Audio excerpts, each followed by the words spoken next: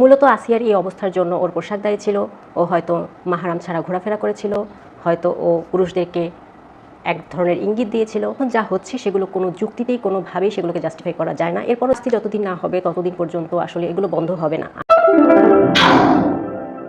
Ladies, welcome back to my channel. আজকের ভিডিওটা আমার কখনো করতে হবে বা এভাবে করতে হবে সেটা আমি কখনো ভাবিনি। কারণ আজকে যে ভিডিওটা আমি করছি আমার মনে হয় না এটা আমার করা উচিত ছিল, বা মানে এটা কখনো করতে হবে এটা আমি ভাবিনি আসলে। যদি এটা না করা যেত, এই ভিডিওটা না করতাম, তাহলে হয়তো আমি খুব বেশি খুশি হতাম। যাই হোক, সবাইকে প্রথমেই রমজানে অনেক অনেক শুভেচ্ছা জানাচ্ছি। আমার ইচ্ছা ছিল যে রমজানে আমি সেরকম কোনো ভিডিও দেবো না, কারণ রমজান মাসটা আমি একটু নিজের মতো থাকতে চেষ্টা করি, কাজের দিক থেকে একটু প্রেশারটা কমিয়ে আনি। এই জন্য আমি চাইছিলাম যে ভিডিও সেরকম দেবো না, আর দিলেও হয়তো ঈদের একটা লুক দিতে পারি বা একটা দুটো লুক দিতে পারি, তাও আমার মানে আমি শিওর ছিলাম না।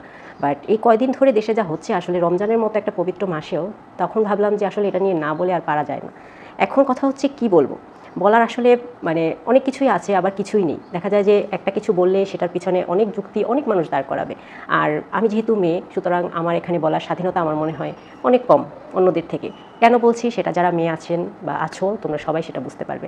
যাই হোক, গত কয়েকদিন ধরে আমাদের দেশে মোটামুটি আসিয়ার ব্যাপারটা নিয়ে খুবই একটা শোরগোল চলছে, এবং চলাই উচিত আমার মনে হয়। কারণ আমরা সবাই দেখেছি যে ওকে কীভাবে কীভাবে ওর সাথে খারাপ ব্যবহার করা হয়েছে। আমি শব্দগুলো উচ্চারণ করতে পারছি না কারণ ভিডিওতে রেস্ট্রিকশন দিয়ে দেবে।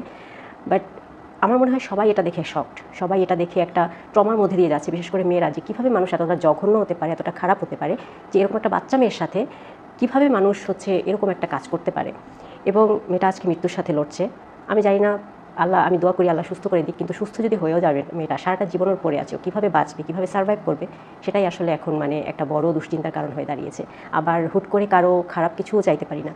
আসলে আমরা সবাই এখন পড়ে গেছি ডোটা নেয়, সবাই বলবো না, মেয়েদের কথা বলছি, কারণ ছেলেদের সাইকোলজিটা আমি বুঝি না এবং আমি তাদের কথা বলতে পারবো না। আমি যেহেতু মেয়েদের নিয়ে কাজ করি, মেয়েদের সাইকোলজিটা বুঝি, আমি নিজে মেয়ে, যার কারণে মেয়েদের সাইকোলজিটা বুঝি যে আমাদের মেয়েদের মধ্যে এখন, বিশেষ করে বাংলাদেশের মেয়েদের মধ্যে এখন কী চলছে, কতটা আতঙ্ক নিয়ে আমাদের রাস্তায় ঘোরাফেরা করতে হয়।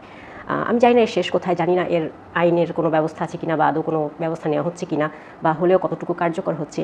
কিন্তু সবথেকে বড় কথা এটাই যে দেশের পরিস্থিতি এখন খুবই খারাপ। রোজার মাসেও এরকম নিউজ আমাদের দেখতে হচ্ছে। এরকম রোজার মাস গিয়েছে যে আমরা সবাই রিল্যাক্সে ফোনে স্ক্রল করতাম, মজা করতাম, হালাল মিম শেয়ার করতাম, সেহরি ইফতার নিয়ে মজা করতাম, বা হচ্ছে সুন্দর সুন্দর ঈদের লুক, ঈদের ড্রেস নিয়ে আমরা আলোচনা করতাম। নিউজ ফিডটা একটা সুন্দর একটা ফেস্টিভ ভাইব দিত ঈদের আগে দিয়ে বা রোজার মধ্যে। কিন্তু এই বছর দেখেন, মানে রোজা শুরু হলো, প্রথম থেকে মানুষ বেশ ভালোই ছিল, পরে যখন 6-7টা রোজা গেল, তারপরে যখন এই ঘটনাগুলো ঘটলো, এবং একটা পর একটা, শুধু একটা না, আসিয়ার ঘটনাটা খুব বেশি সাড়া ফেলেছে বলে আমরা অনেকেই জানতে পারছি, কিন্তু এরকম অনেক ঘটনা ঘটছে যেটা আমরা জানতেই পারছি না।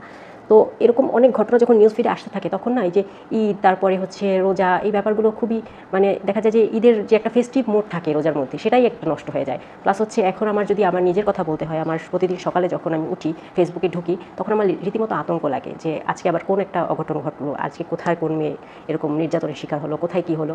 মানে নিউজ ফিড জুড়ে খালি এগুলোই, মানে কোনো ভালো কিছু নাই। তো এরকম তো একটা রোজার মাসের ভাইব হওয়া উচিত ছিল না, তাই না? তো আমি বলবো যে আসলে আমি জানি না কার কাছে বিচার চাইবো। হ্যাঁ, আমি বলতেই পারি বিচার চাই, উই ওয়ান্ট জাস্টিস, আমরা আন্দোলন করতে পারি।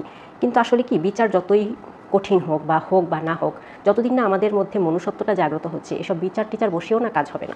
বিচার হলে সেই মানুষটার বিচার হবে, তারপরেও অন্যরা সেটা করবে।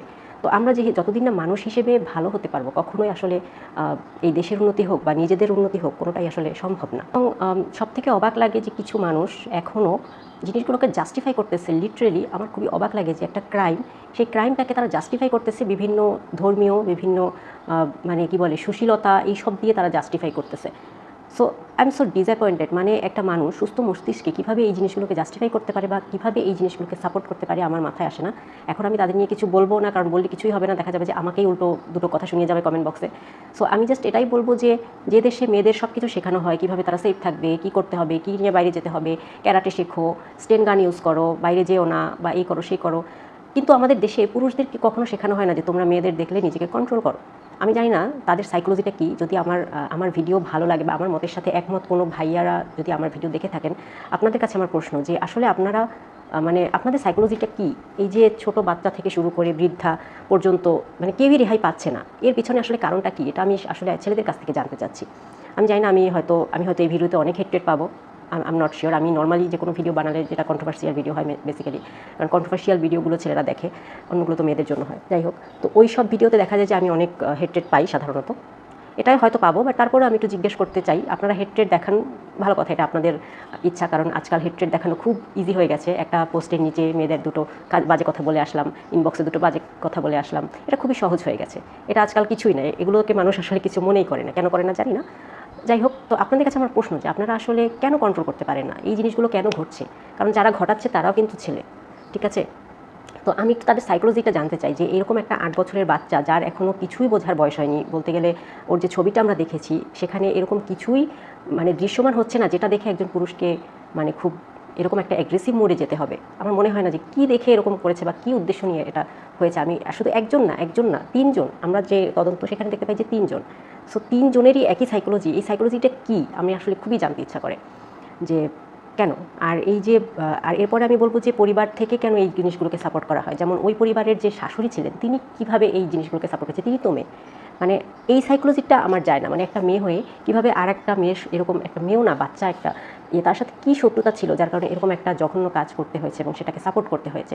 এটাও আমি একটু সেই সব নারীদের কাছ থেকে জানতে চাই যারা এগুলোকে সাপোর্ট করে বা যাদের বাসার ছেলেরা এই ধরনের কাজ করলে তাদেরকে রক্ষা করতে যায়।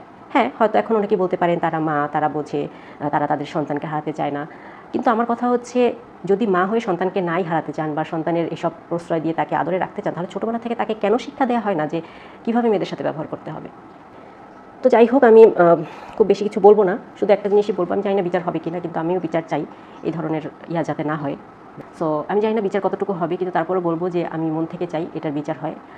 আর মেয়েটার জন্য দোয়া করি যেন সুস্থ হয়ে যায়, এবং সুস্থ হওয়ার পরে আপনাদের কাছে একটা রিকোয়েস্ট থাকবো, আল্লাহ যেন ওকে সুস্থ করে দেন, এবং সুস্থ হয়ে গেলে যেন ওকে একটা স্বাভাবিক জীবন আমরা দিতে পারি, এরকম যেন মন মানসিকতা আমাদের থাকে। আমি জানি না কতটা পারবে, এবং ওই মেয়েটার বোনও যতদূর জানলাম যে বোনের হাজব্যান্ড, এবং বোনটার বয়স হচ্ছে 14 বছর মাত্র। এখন এই 14 বছর বয়সে বিয়ে দিয়ে মেয়েটার অবস্থা খারাপ, তার ছোটো বোনের অবস্থা খারাপ। এখন আসলে অনেক কিছু বলা যায়, বাল্যবিবাহ নিয়ে একটা বিশাল লেকচার দেওয়া যায়, বাট ওইদিকে আমি যাবো না। শুধু এটাই বলবো যে মেয়েটা যদি সুস্থ হয়ে যায় তাকে বাঁচার জন্য একটু দয়া করে একটু সুযোগ করে দিন। এমন না হয় যে সুস্থ হয়ে আপনাদের কথায়, আপনাদের সমালোচনায় বা আশেপাশের মানুষের কথায় এমন একটা অবস্থা হয় যে ওকে আবার একটা আত্মঘাতী সিদ্ধান্ত নিতে হয়, এটা যেন না হয়। যাই হোক, আসলে আমি কী বলেছি আমি জানি না। আজকের ভিডিওটা আমার একদমই আনস্ক্রিপ্টেড ছিল, আমি কোনো স্ক্রিপ্ট লিখিনি। আর এই ব্যাপারে যে কী স্ক্রিপ্ট লিখবো আমি নিজেও বুঝতে পারিনি আসলে।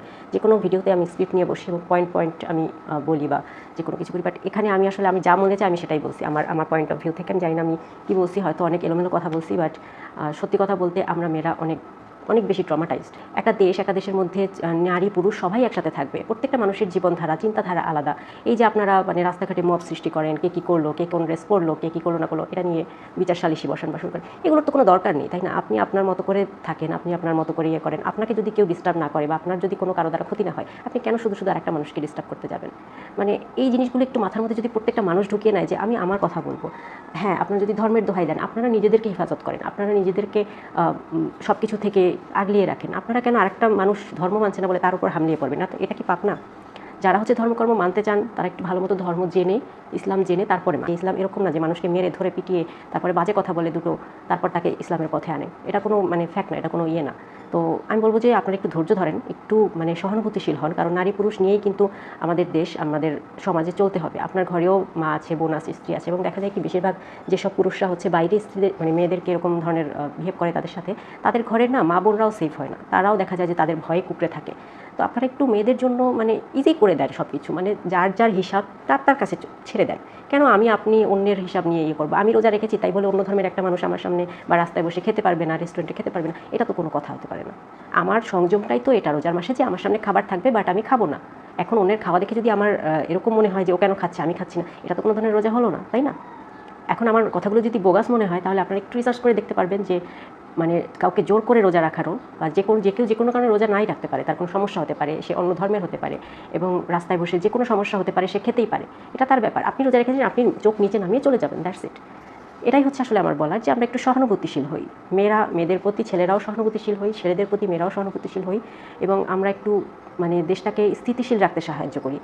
শুধু এরকম ধরে মানুষের সাথে জুলুম করে, অত্যাচার করে, বাজে কথা বলে না আপনি নিজে শান্তি পাচ্ছেন, না হচ্ছে অন্যকে শান্তি দিচ্ছেন। যেখানে আমরা সবাই শান্তিতে থাকতে পারতাম, যেখানে এই রোজার মাসটা একেবারে খুব সুন্দর শান্তির একটা মাস হতে পারতো, আমরা আমাদের ঈদের প্ল্যানিং নিয়ে কথা বলতাম, যেখানে আমরা রোজায় মজা করতাম, সেহরিতে কী খাবো, ইফতারে কী খাবো, এটা নিয়ে মজা করতাম, সেখানে নিউজ ফিডটা একটা ভয়ঙ্কর একটা জায়গা হয়ে গেছে, যেখানে ঢুকলেই খালি অপরাধ আর অপরাধ। কেন এটা হবে? এটার দোষ কাদের? এটার দায় কাদের? অবশ্যই আমাদের। সো আমরা সবাই একটু সহানুভূতিশীল হই, সবাই একটু এই মাসটা, শুধু এই মাসটা না, সব সময় আমরা একটু মানে সবর করি, একটু নিজের দিকে তাকাই, নিজের বেটারমেন্টের জন্য কাজ করি, অন্যরা কী করলো না করলো এটা না দেখি, তাহলেই দেখবেন যে পৃথিবীটা, দেশটা অনেক সুন্দর হয়ে যাবে, তখন দেশে কোনো ধরনের কোনো সমস্যা থাকবে না। যাই হোক, অনেক কিছু বলে ফেললাম, হয়তো অনেক ভুলভাল কথাও বলেছি। তারা যদি কিছু ভুল বলে থাকি আমাদের ক্ষমাসুন্দর দৃষ্টিতে দেখবেন। আর চলে আসবো নতুন কোনো ভিডিওতে। আমি জানি না আমি নতুন কোনো ভিডিও দেবো কিনা ঈদের আগে, কারণ হচ্ছে আমার একটা ঈদ লুক করার প্ল্যানিং ছিল, বাট এখন সেটাও ইচ্ছে করছে না, আর আমার মুড ভালো না থাকলে আমার কোনো কিছুতেই মন বসে না। তো যাই হোক, দেখা হবে পরে হয়তো নতুন কোনো ভিডিওতে। ততদিন পর্যন্ত ভালো থাকো, সুস্থ থাকো, আর অবশ্যই সাবধানে থাকবেন। দ্যাটস ইট, আর কি বলার। যাই হোক, বাই।